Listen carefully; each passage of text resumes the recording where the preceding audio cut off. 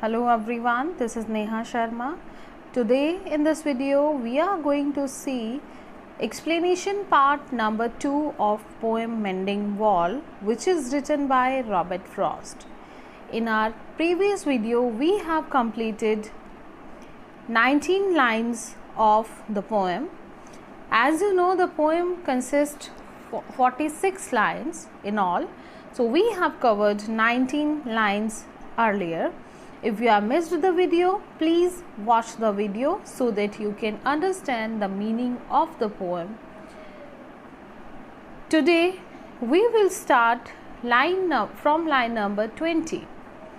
And I want to just recall that what we have done in last video. We finished the video with the lines where Robert Frost is and his neighbor, they noticed that the stones which have fallen to the sides, to either sides, they are not of same size, right? And that's why they anticipate the difficulty in putting them to use and believe that it would need a spell to balance them together so that the boulders stand on one another, right? So with this we ended our first part. Now dear kids, please see the poem ahead and come on line number 20. So line number 20 to 24 we will do here. We wear our fingers rough with handling them. Oh, just another kind of outdoor game, one on a side. It comes to little more, there were it is we do not need the wall. He is all pine and I am apple orchard. So dear kids, first let's see these 3 lines here till we wear to one on a side.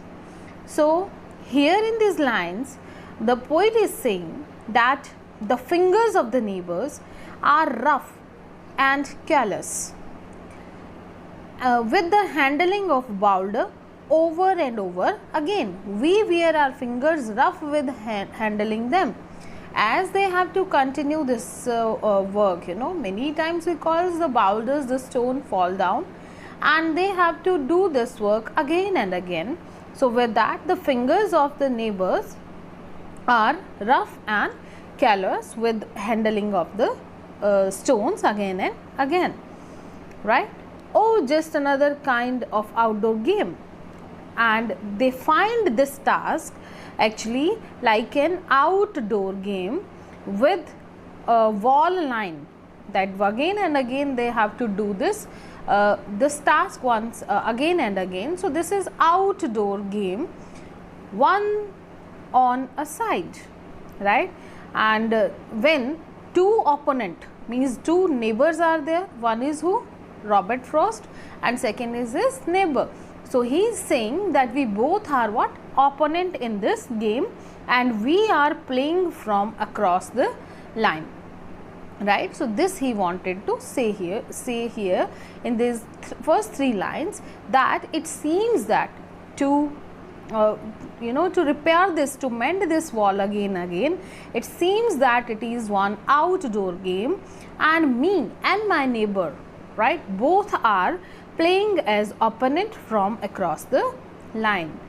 It comes to little more, there where it is we do not need the wall. He is all pine and I am all apple orchard. So here in these last 3 lines, what he is saying, that brings out the difference in opinion with the speaker, right, has with his neighbor to 4. The speaker says as opposed his neighbor, right, because he does not want that there should be wall, right? So the presence of wall is plainly unnecessary here. There where it is we do not need the wall. In this line he is saying, that's why I am saying that there should not be any wall, means the wall which is there, that is unnecessary. So he is totally in opinion that the wall that is not required, because that is not, there is no movable property under threat of moving into each other land, right? So that is saying it is, there is nothing that one can take by another. And here he is saying that he is all pine and I am apple orchard, right? So he is saying that there is nothing which will go to the another to each other's property, and that's why he mentions that they have two different kinds of orchards, right?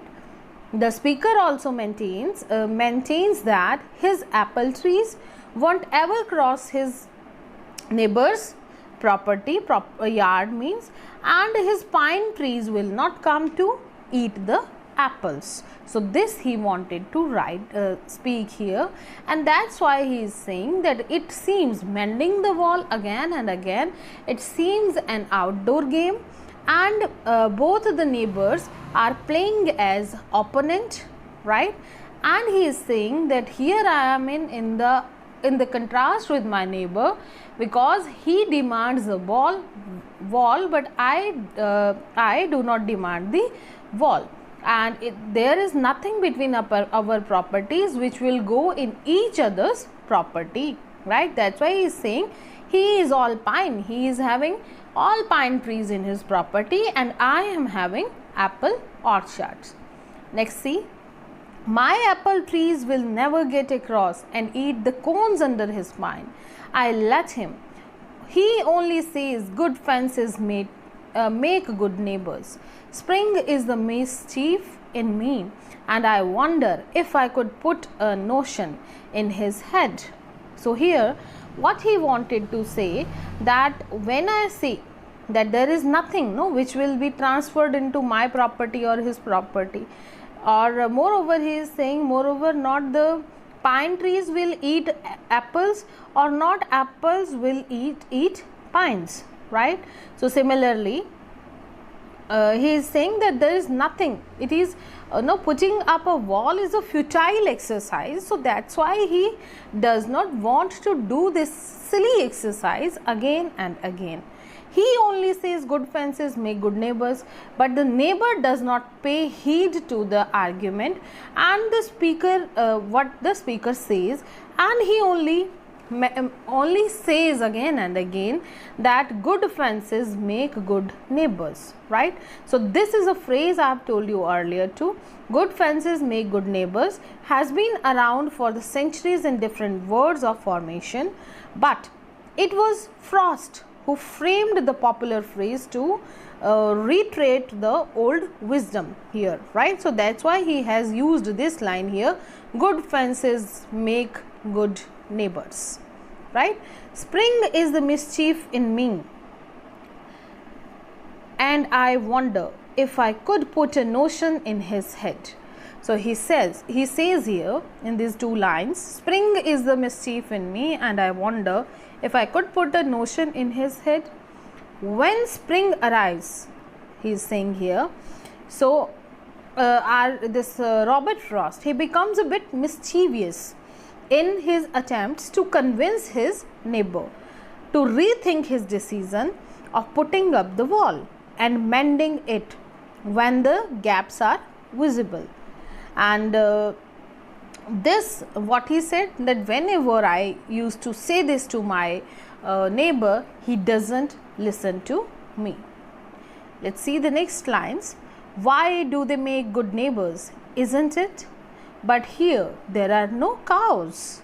So but here there are no cows. Before I built a wall, I would ask to know what I was walling in or walling out, and to whom I was like to give offense, right? So here it is, he is saying that with the same tone actually, he asks why the walls can make good neighbors, why there is a need to make walls between two neighbors. He seeks his neighbors' reasoning for putting up the wall, a purpose. He argues that walls are needed when there are cows that are needed to be kept from the neighbor's premises. But where there are cows, but there are no cows, he is saying. right? Because if some cattle are there, so they may move in the property of each other, but we do not have cows here, we do not have cattle. So what is the purpose of this wall, right? So again he argues that walls are needed when there are cows only or there are cattle only. But since here there are no cows or no cattle and only trees are there, so what is the need of the wall in between the properties of two neighbors, right? Before I built a wall, I would ask to know what I was walling in or walling out, and to whom I was like to give offense. So here in the last three lines, the poet continues to argue his stand and says every time he builds the wall, he would ask to know what was he walling in or walling out. He always asked what was being separated and what was being brought together with the wall that they were constructing. He also asked whether this wall would offend anyone. Next lines 36 to 41. Something there is that doesn't love a wall, that wants it down. It could say else to him, but it is not else exactly, and I would rather he said it for himself. I see him there, bringing a stone grasped firmly by the top in each hand, like an old stone savage armed. So here in these lines, the poet is once again, repeating the same lines. Again, he is raising that point that there is something that does not love a wall and wants it to go down, right? That's want it down. It means that wants this wall to go down, and it evokes actually a sense of mystery in the mind of the neighbors about this something, that there is nothing, there is no profit of this wall. I could say else to him, but it's not else exactly, and I would rather he said it for himself. So the speaker is here desperate to find ways to convince his neighbor otherwise. He says that he could point towards else as the reason for bringing down the wall, but he knows it is not really the else.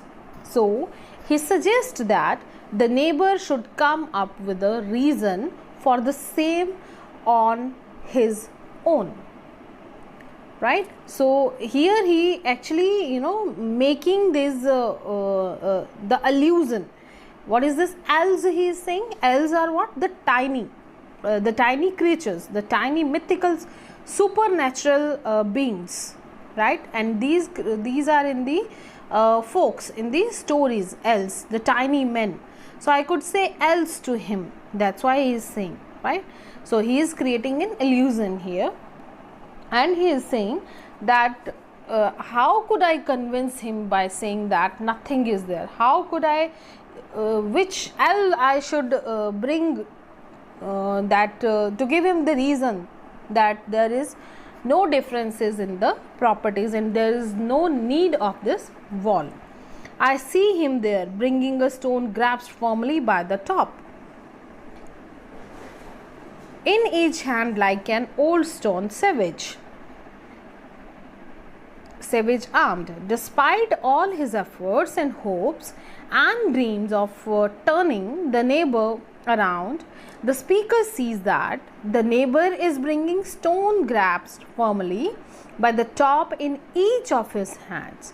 He looked like an armed old stone savage, totally unaffected by the speaker's intentions and desires. When he picked these stones, so he looked like old stone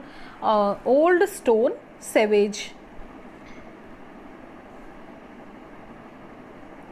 In lines 42 to 46, he moves in the darkness as it seems to me, not of woods only and the shade of tree. Right? So let's see these two lines first. And here the speaker believes that the neighbor is living in darkness, not just the darkness due to woods and tree shades. The speaker feels that the neighbor is under the tight grip of darkness of ignorance. That's why he is not getting convinced with the idea of Robert Frost that there is no need of the wall, right? So the next lines he is saying, he will not go behind his father's sin, and he likes having thought of it so well. He says again, good fences make good neighbors. So here the speaker says that his neighbor is unwilling to compromise his hereditary wealth, and he is unwilling to go beyond something his father used to say, right? Because this is the division done by his father, and this is the property which he inherited from his father. So he want to continue with that, and he probably likes how well he can remember it, that what is the measurement of his land, what where his land or his farm ends. So that's why he want to continue this wall. The neighbor stand at his ground and utters again, because there is no he is not getting convinced with such sayings of Robert Frost, and again he says, good fences make good neighbors. So dear students, this was the poem where we have read that through the fence the poet tries to show how we create barriers to isolate ourselves from the outer world. Through this dispute between the neighbors, he brings to forefront the frequent clash of the tradition and modernity, where youth is trying to tear down the ideals of tradition, and old is willing to do just about anything to cling to these existing traditions and beliefs. So we have seen here in this poem that the wall on one hand separates the two neighbors, and on the other hand brings them together.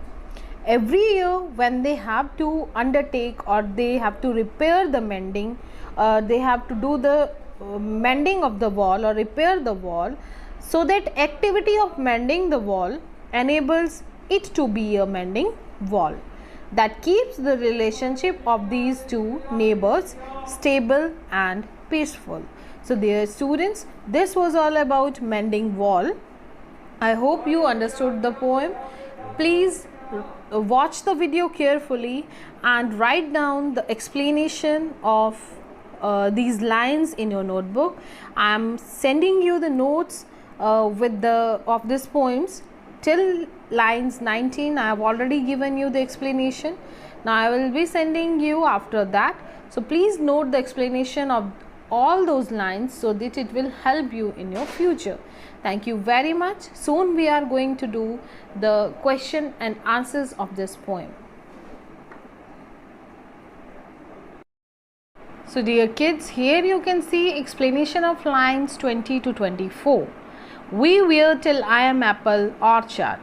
In these lines, the poet says that his hands as well as his neighbor's hands become rough. It feels like they are playing some game where there is only one opponent on each team. It seems a game because wall is unnecessary, as the two farmers grow different kinds of plants.